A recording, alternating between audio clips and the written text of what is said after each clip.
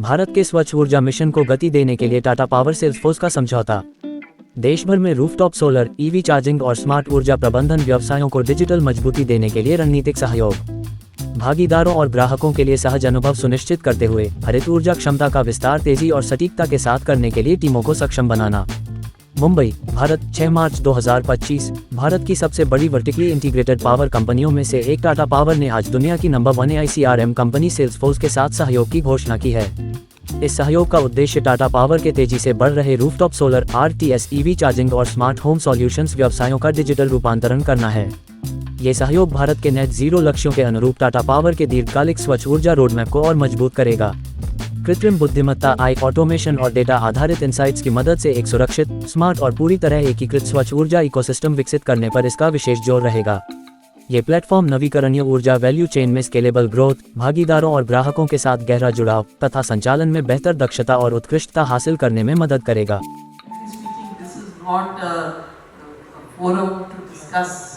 Geopolitical situation that currently is very much in flux, and I don't think we are here to discuss that. Basically, we would be very grateful if you keep the conversation to what we have gathered. But how you look at, like, we have given the growth already, put up a growth in 27. So don't you think that will affect your plans? See, we are talking about India, and we are talking about India. India has everything going for it at this point of time. See, geopolitical issues will happen across the world, and we will look at it and we will handle it as they come up. Nobody can predict what is going to happen ahead. But at this point of time, we are not seeing any reason to believe that, our economic growth or the growth of the economy is going to be, very badly impacted or anything of the sort. See, India is at a very good spot where demography is concerned. And the needs of the demography are such that, growth is a given. Because our average age is such that people still have a whole lifetime to spend. And those lifetimes also, by the way, are going up. The age, the average age to which we are productive and to which we live, both are going up. So to that extent, the economy is going to expand. And we don't have any doubts that we will expand. First of all, the power sector today, as you use more of IT and OT, like SCADA is the OT system, you need to take precautions. You need to have the best of the solutions which are available to prevent any cyber attacks. And this is always an ongoing thing. We keep on learning about new solutions which are coming. And we always ensure that our IT and OT systems are fully segregated. So there is no connectivity between them. And whatever is there is very closely secured and monitored. So I think anything that you do, you have to take the precautions and you have to take the advanced technology that have to be included when you are implementing these things. So this is something that is always an ongoing thing, and our teams are continuously, as also teams from other associate companies, they come and keep analyzing it and supporting us to ensure that there are no cyber attacks which impacts. There will be attacks, but we will not get impacted. Yes, so, I just wanted to say that, every advance that we have made, there are always bad actors that are wanting to sort of use it for the wrong reasons. Now, that does not mean that we will not internalize and accept those advancements. We need to work hard to ensure security. It is one of the areas that we invest in a lot in order to ensure that we are not only monitoring security across the globe, that we are firewalling wherever there is, anything happening, any incident happening, that we are taking due attention to ensure that it doesn't happen to us. But one of the major things that I feel, and because media is here, I'm talking about it, is that people also have to be very conscious. Because you know a chain is only as strong as its weakest link, and if the weak link happens to be the human being, and here most of the time it's the consumer, and especially coming from banking services as I am, you know the consumer is the account holder. Now, if they allow their, what should I say, their details to be known by somebody, even yesterday, for instance, I got a call from somebody telling me that my account in State Bank is going to be frozen if I don't immediately, update my KYC. Even yesterday, and a person like me getting a call like that. Okay, now the thing is, if I'm going to entertain that call and if I'm going to, do things which are not required to be done, then it becomes a problem. So I feel, while cybersecurity from the side of the corporates, we are trying our level best in order to ensure that that is taken care of. The usage of the social media and what I would say naivety of people, that also is something that we should be talking about. Media should be talking about it. You should be talking about it, telling people that it is also their responsibility to ensure that they are aware enough not to allow these things to happen, not to allow these attacks to happen, to not be so trusting that somebody calls you and you give everything to them. That is not the way we want people to behave. You have to use your discretion to realize that this is what I'll do and this is what I'll not do. And simple measures, like if you have the phone number of your branch manager or some other people in the branch, call them and ask them whether this thing is really true, this KYC requirement. Why is somebody calling you on the phone and asking for this? Very simple measures that everybody can take, but none of us do. So, raising awareness, I would request the media wherever they can, please raise this awareness amongst people so that, these risks can be mitigated.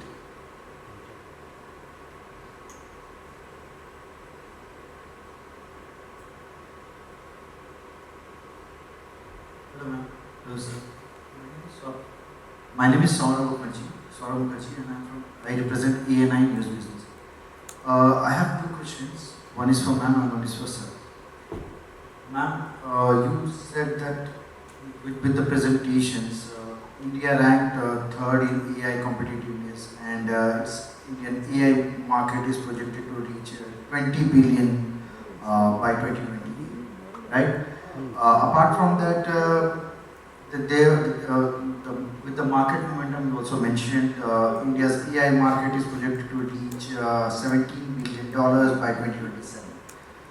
However, there are threats and there are concerns related with AI when it comes to job security, and people are not that confident enough what will happen to them when the job is being taken by AI. So I would like to know your opinion on it. What exactly is the scenario, and how much afraid is the IT sector and the staffs, and what needs to be done on that basis? Sir, to you, this is related with the energy sector. I'm not going to ask the question on the West Asia conflict and all, but somewhere it has an impact on the energy sector too, especially with the commodity, the crude oil, and many other things that we import from the West Asia.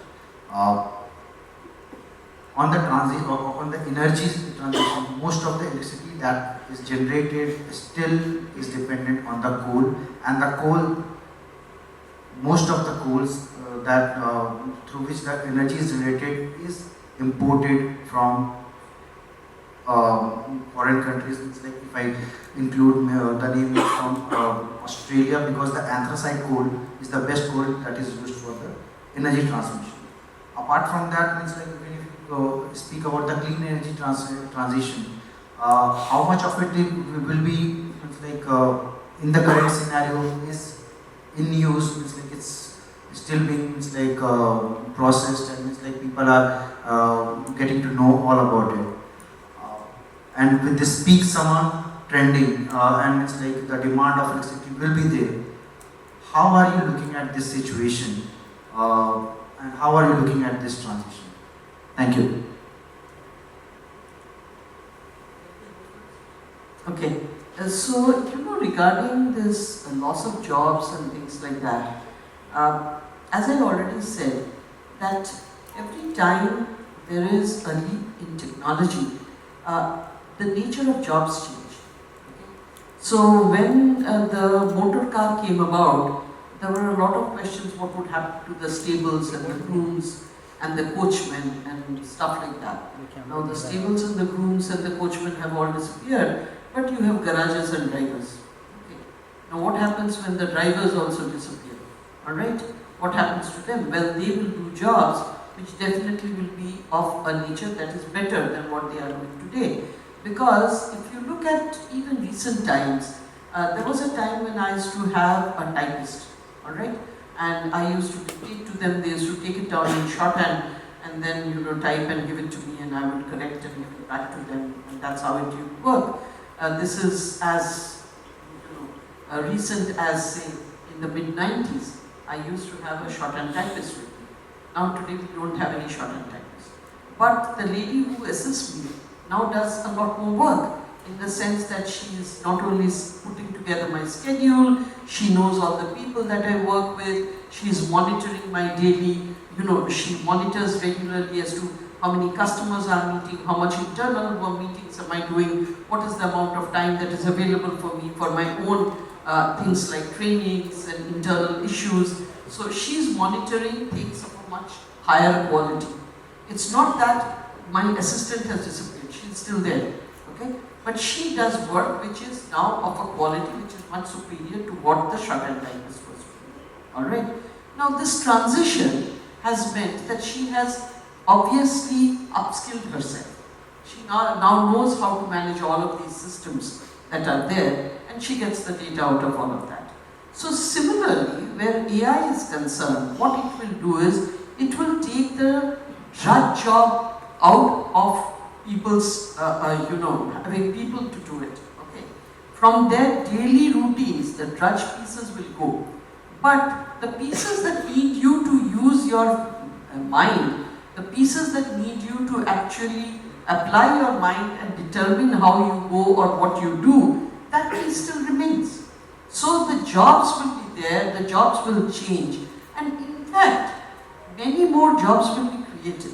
Because today, on account of the fact that we are such a populous nation, a lot of our requirements are not met. Why do you think Amazon is delivering into villages? Today, because there is a need over there, and they have the ability to fulfill that need also. Now, there was no way of fulfilling that need.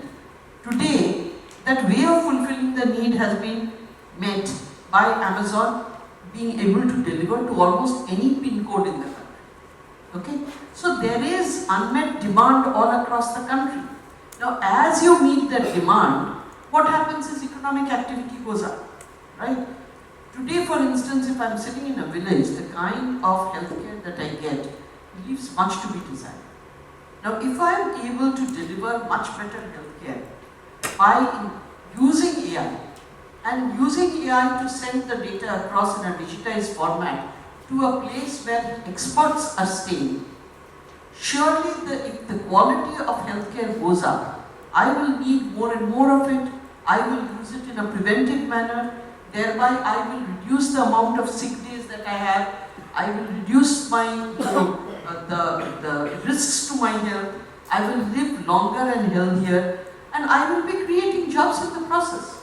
So I think, this narrative of job losses is something that we should not be sort of, concentrating so much on.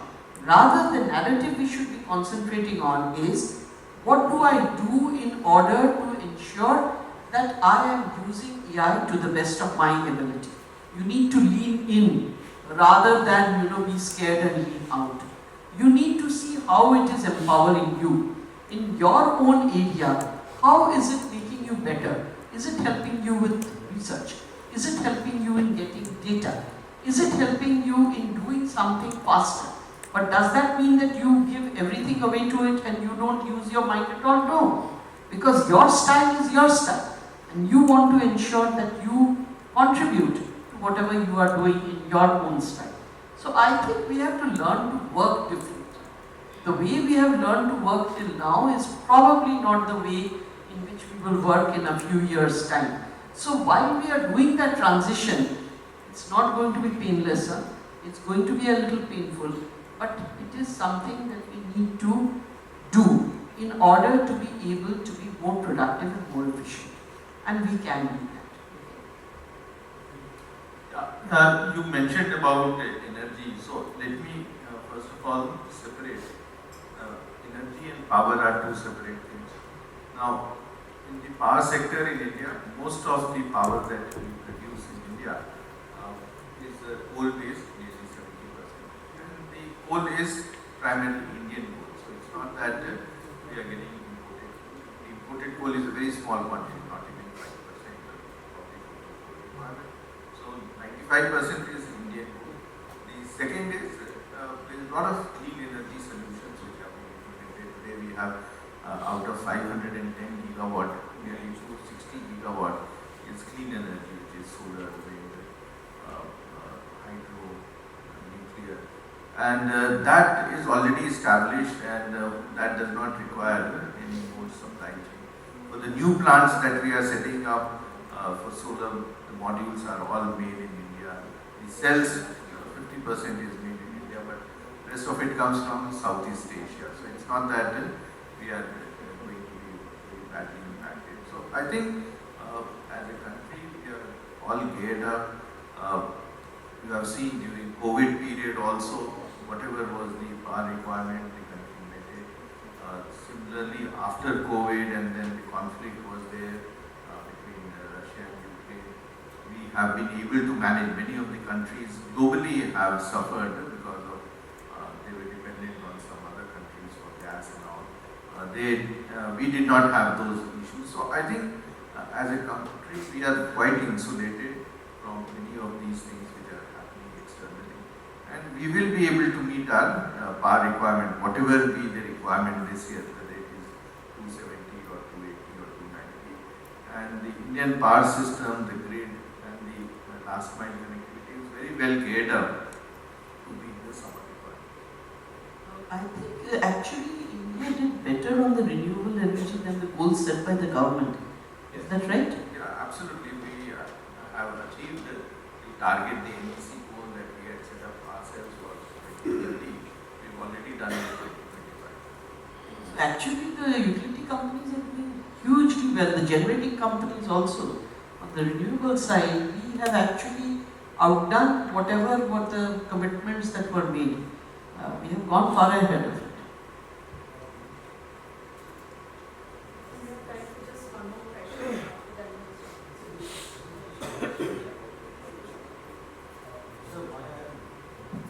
Why I said this is like majorly the public sector generational energy generation companies are based or are dependent on the coal. That is why I asked this question, and it's like and the generation of power is supplied to the states, especially in the summer. It's quite high. The requirement are quite high, but the supply is not that much. So based on that, what's your take that I wanted to know? So, for last few years, the country has enough supply. There is never a shortage of supply, and we virtually meet 100%. If the supply does not take place, it may be because of local fault or the financial condition of the utility over there. But in terms of our generation capability, in terms of what gets produced and supplied, we have adequate capacity and there is no shortage.